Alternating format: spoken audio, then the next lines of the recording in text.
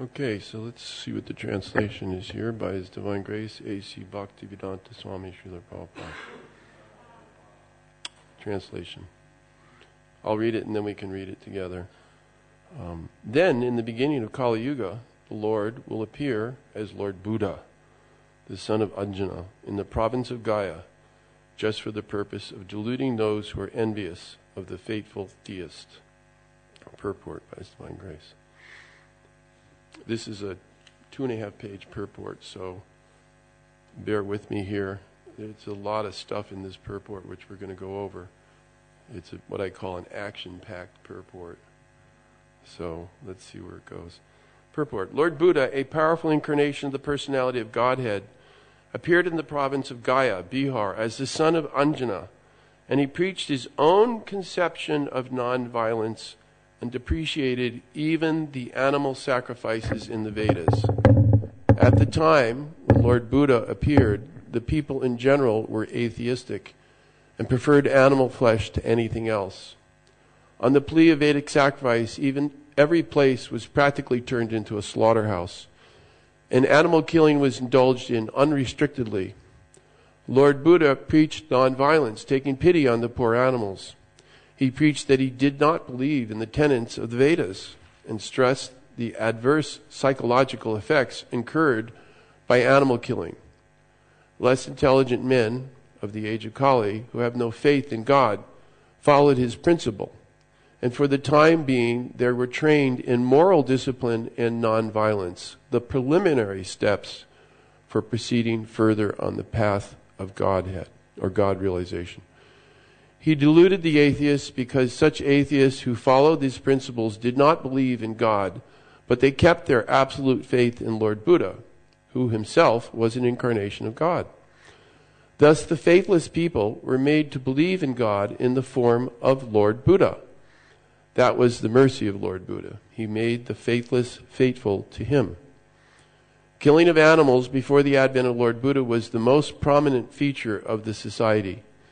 People claim that these were Vedic sacrifices, when the Vedas are not accepted through the authoritative disciplic succession. The casual readers of the Vedas are misled by the flowery language of this system of knowledge. In the Bhagavad Gita, a comment has been made on such foolish scholars, avipaschitya, the foolish scholars of Vedic literature who do not care to realize the transcendental message through the transcendental realized sources of disciplic succession, are sure to be bewildered. To them, the ritual ceremonies are considered to be all in all. They have no depth of knowledge. According to the Bhagavad Gita 15:15, Vedaischa saveraham eva vedya, the whole system of Vedas is to lead one gradually to the path of the Supreme Lord. The whole theme of Vedic literature is to know the Supreme Lord, the individual soul, the cosmic situation, and the relation between all these items. When the relation is known, the relative function begins. And as a result of such a function, the ultimate goal of life, or going back to Godhead, takes place in the easiest manner. Unfortunately, unauthorized scholars of the Vedas become captivated by the purificatory ceremonies only. The natural progress is thereby checked. To such bewildered persons of atheistic propensity, Lord Buddha is the emblem of theism. He therefore first of all wanted to check the habit of animal killing. The animal killers are dangerous elements on the path going back to Godhead. There are two types of animal killers.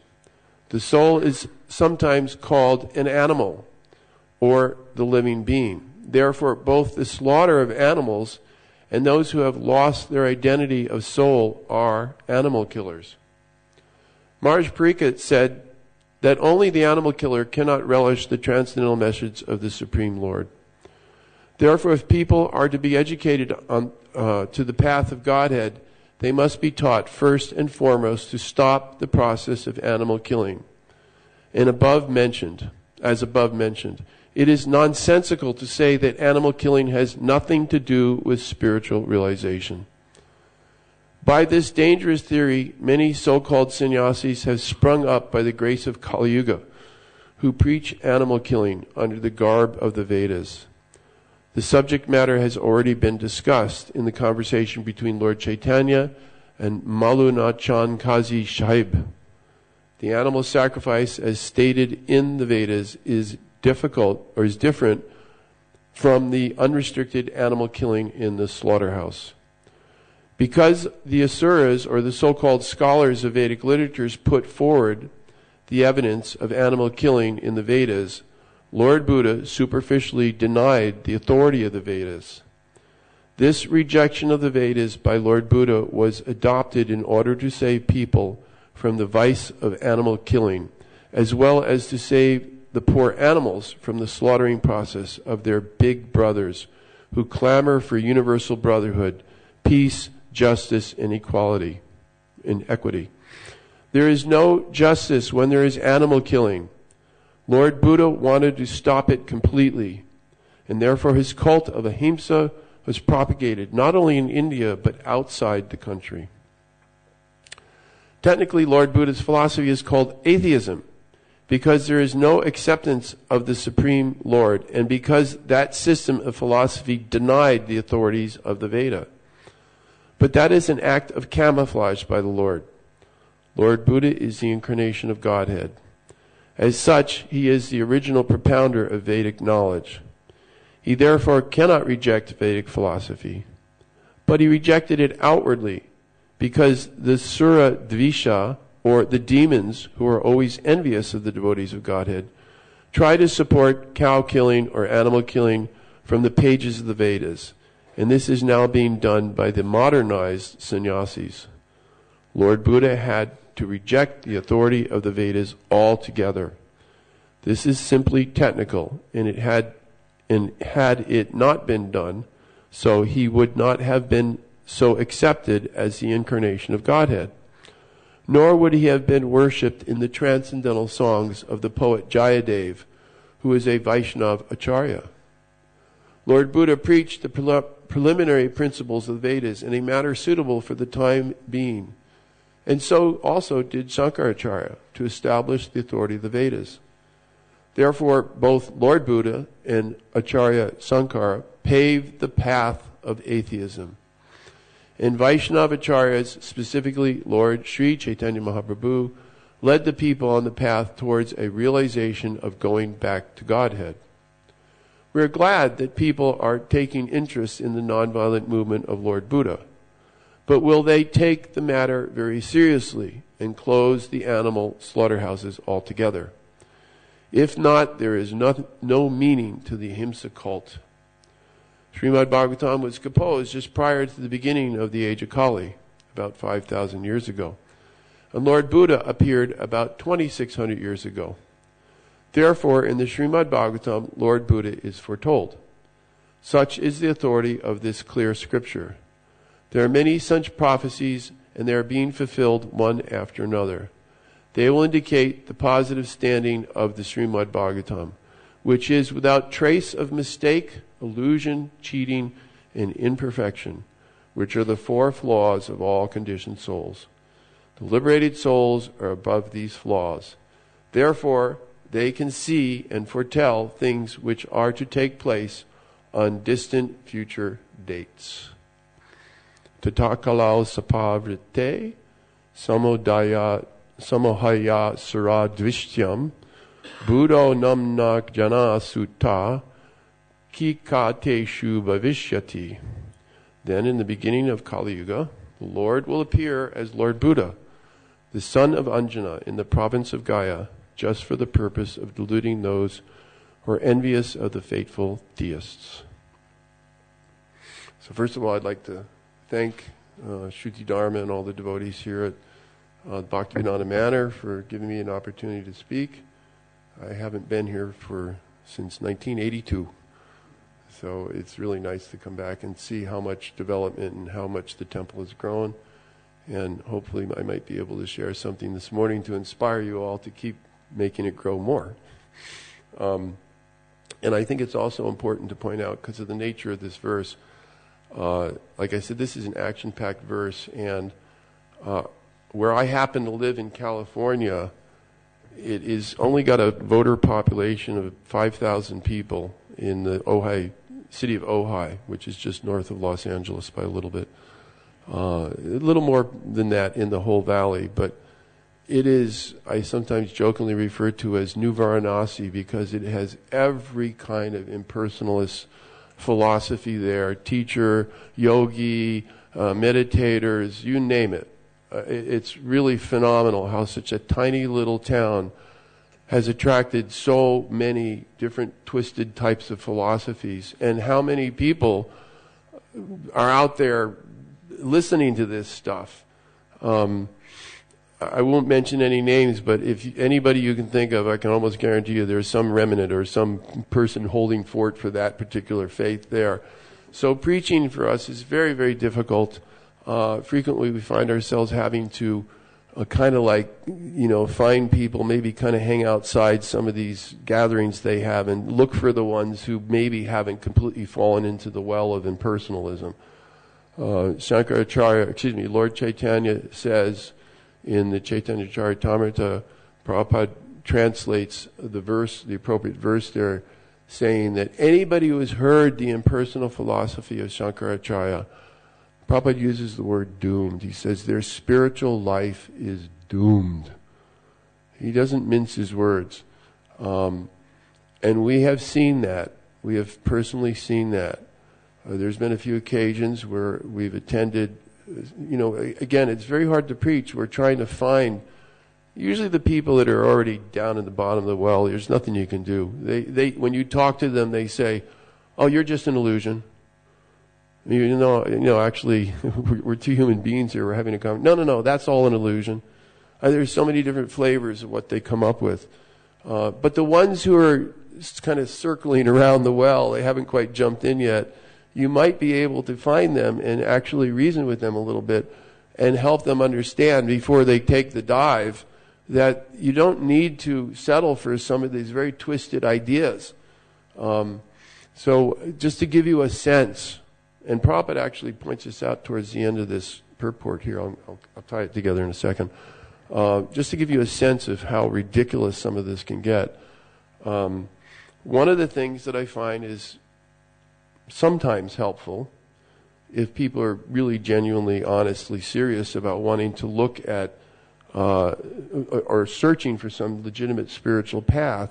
And I have to say for myself, when I first met the devotees, they pointed this thing out that Prabhupada is reflecting on towards the end here. It says, this Bhagavatam is without trace of making mistakes, illusion, cheating, or the imperfection, the imperfect senses.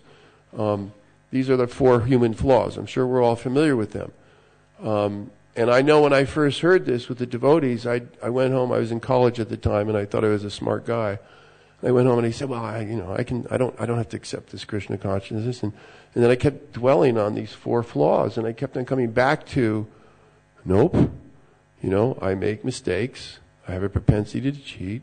I fall under illusions, and my senses aren't perfect. And I just couldn't get away from it. And that had a big part of me finally saying, I got to surrender.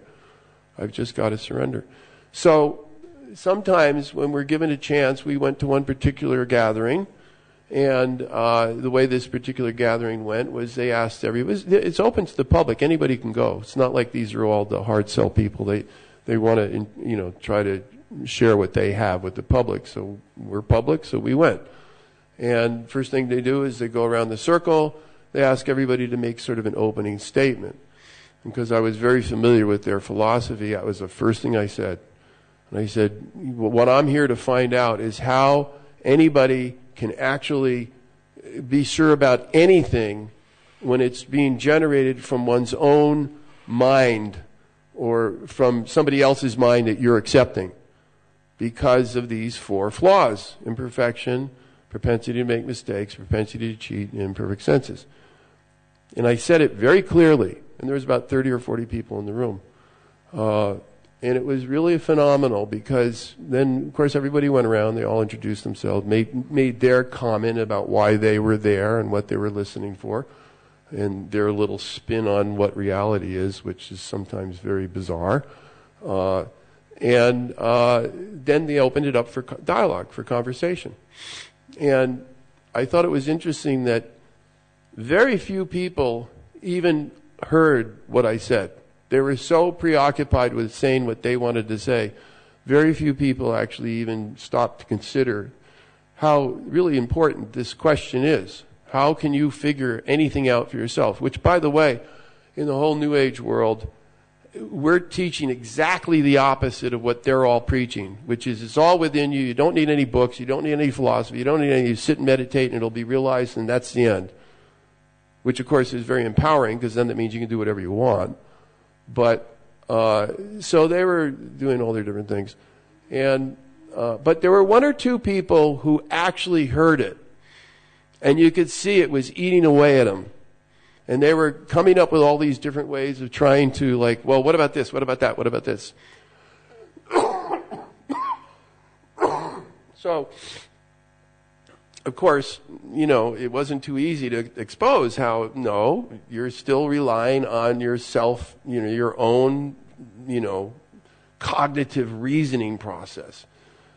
But anyhow, the part that was extremely interesting was, so this conversation went on, this dialogue went on for about an hour. And then they asked everybody to go around and summarize. Jai Jai, Shri Latko Kulananda, Jai Sitaram, Lakshman Hanuman. So then they asked everybody, just as they had asked everybody for an opening statement, they asked everybody for a closing statement.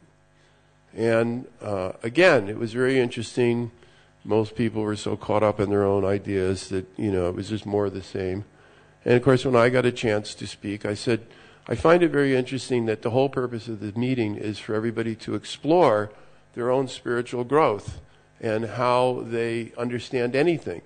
And, what is it that you believe is the purpose of life? I mean, there's many ways you could characterize what was going on there. But nobody actually really even began to address this very important point, which I think is the starting point of everything. If you're relying on yourself, then how can you be confident in anything because of these four human flaws? And I said it like I'm saying it now, very, very passionately, to try to break through whatever it was that was keeping people from hearing it.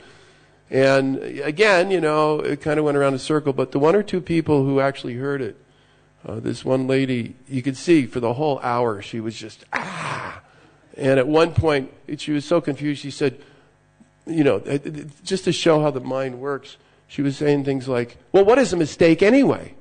Because in a lot of these New Age philosophies, there is no such thing as a mistake, because whatever we would maybe refer to as a mistake would be just another step towards growing and learning, which there's a thread of truth in that, but it becomes a big evasion for the higher truth here. So at one point she just blurted out, she said, well, what's a mistake anyway? And I said, well, if you put the cake in the oven and you burn it, that's a mistake. And, that had a little resonance, and they go, oh, okay. So towards the end, this individual, you could just see it was just tearing her up, and she couldn't, they get attached to these pseudo-philosophies, and she couldn't give it up. So finally, what her closing statement was, and she said it very emphatically, she said, I know I don't make any mistakes. And I of course, I was giving her the eye, like, okay. And then she said, because I don't exist. So it's just see how just the mind, how it can be so distorted. So anyhow, I didn't want to really, I only have a few more minutes. This purport gives a lot of information, and one of the things that I've observed, and Prabhupada, even back when he was writing these books, has observed it also, is that I think there's several places where he says the churches are becoming empty. I think even in Europe, this is more true in America. I mean, the Christians are constantly trying to, do some research, but as, the concepts of science are becoming more and more prominent in the schools and stuff, and people are really, they want answers. They don't want some soft sell, sentimental, half-baked theology. And because they're not, and let's just be frank about the fact that in terms in the United States, the majority of the people are following Christianity. There is Judaism and there's a couple other things that are going on. But for the most part, they're following some flavor of Christianity. And so as they are not getting the answers there, they're going other places. And where they tend to go is to either just hardcore atheism. A lot of people are just starting to, and there's a whole now wave of people that are just taking up atheism. But many of them are not quite ready to go that far.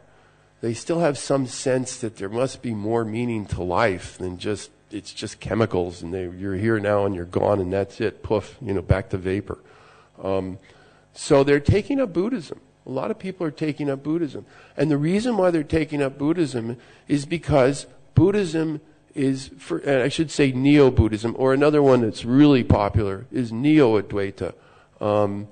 There is a philosophy in the non-dual tradition, and we actually acknowledge that. Of course, Prabhupada makes it very, very clear that tradition went out of style in Satyuga, several 100,000 years ago.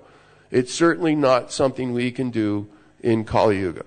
But because there is something there, and there's, the Vedas talk about how the process is very strict. You just have to completely flush out all the thoughts, any sense gratification, completely focus on the third eye.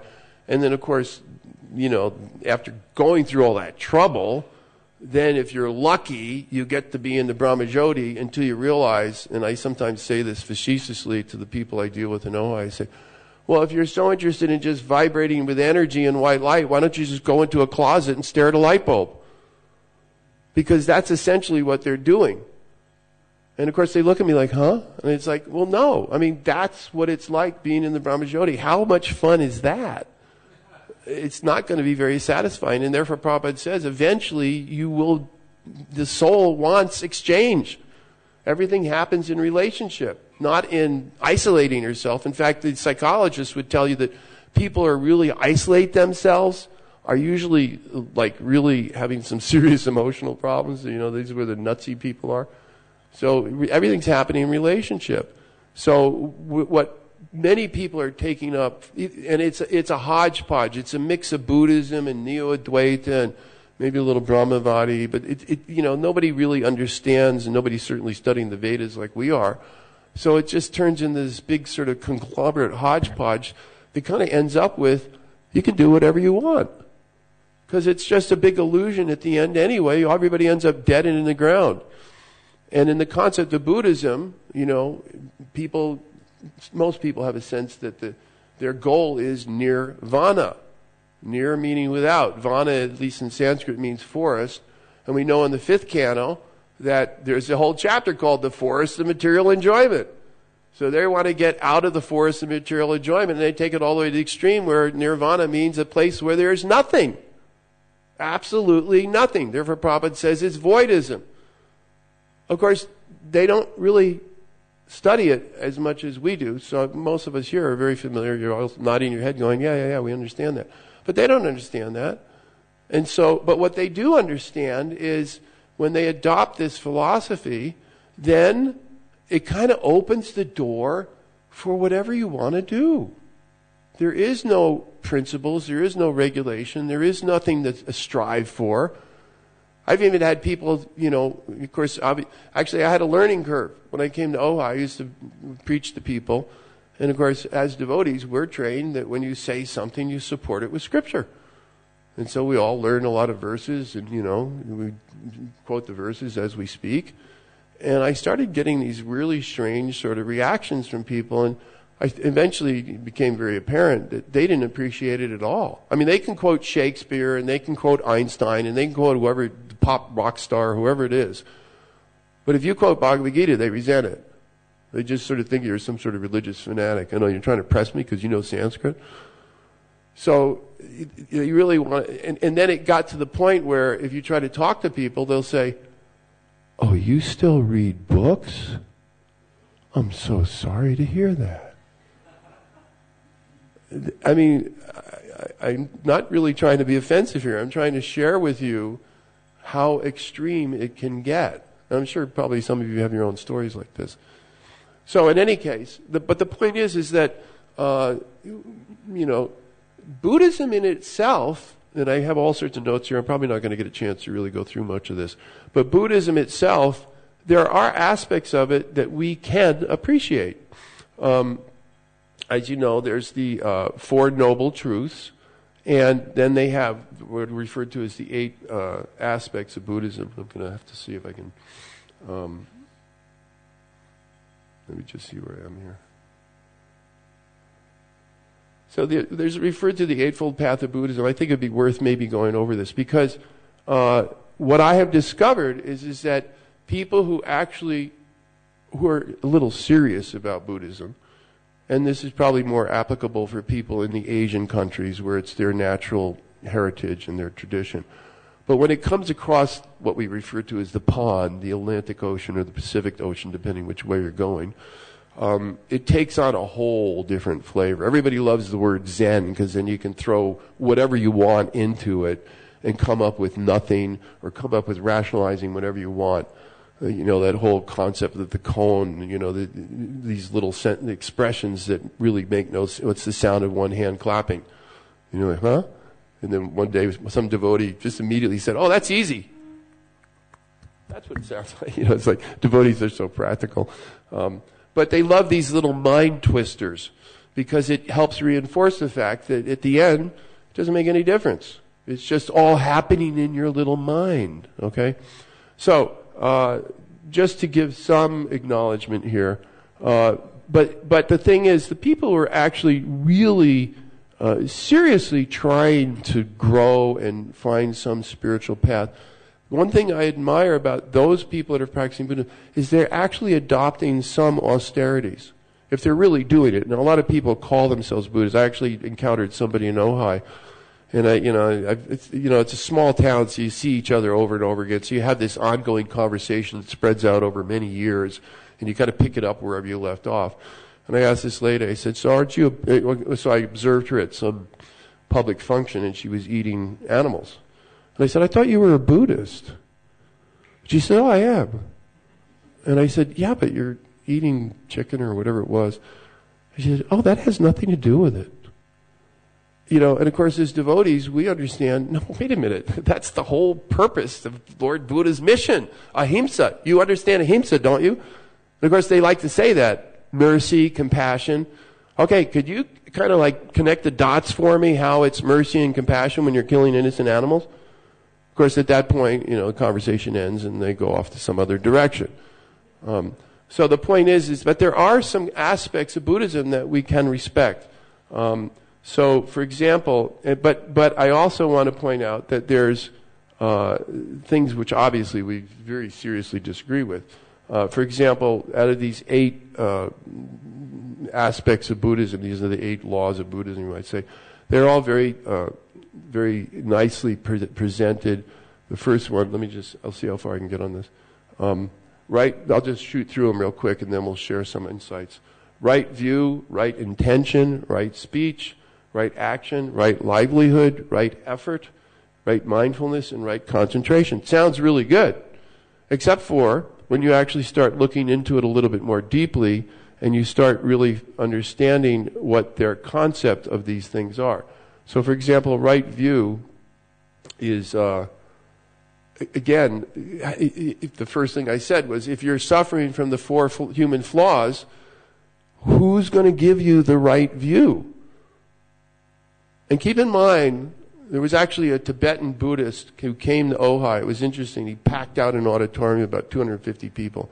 I mean, anything Buddhist, it's just bam, it'll be packed.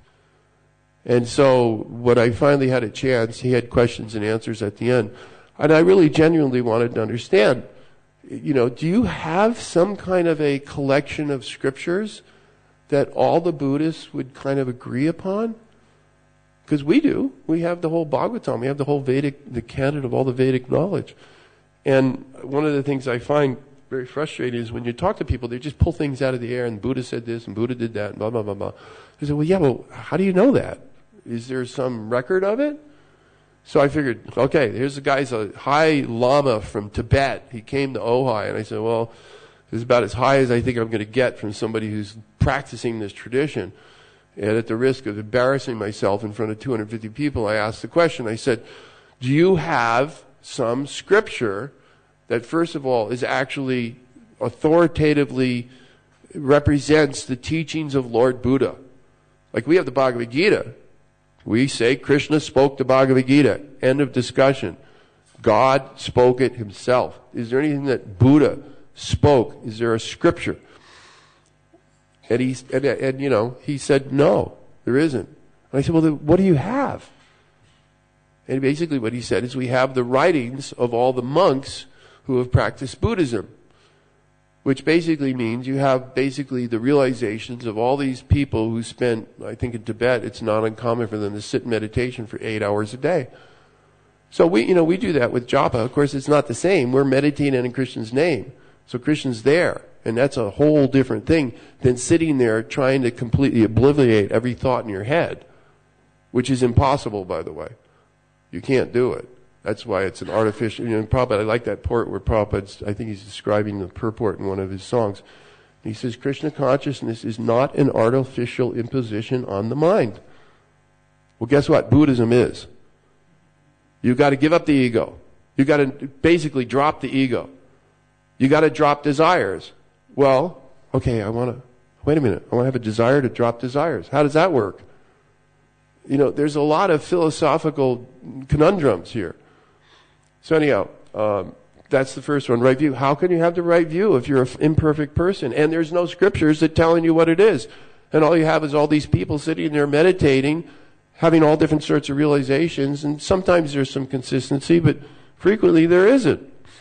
And within that first one are basically the four, I don't know exactly what they refer to them, but the four noble truths, I guess it is. That life, and some of these things we agree with. There's suffering. We all know that. There's suffering. What is the cause of that suffering? And how do you end that suffering? And what is the path for it? So they have good questions. I'm not so convinced they have good answers. Anyhow, I think I'm just looking at the clock. I don't want to disrupt the whole morning program here. But there's so much more that can be said on this subject. We could go through each one of these 8 aspects of what Buddhism is. Some of them are very admirable, that we can fully say, yeah, go for it. And some of them have very serious philosophical problems that I think most average devotees would immediately notice it. So anyhow, I think for the sake of time, I will end here, open it up if anybody would like to ask any specific questions.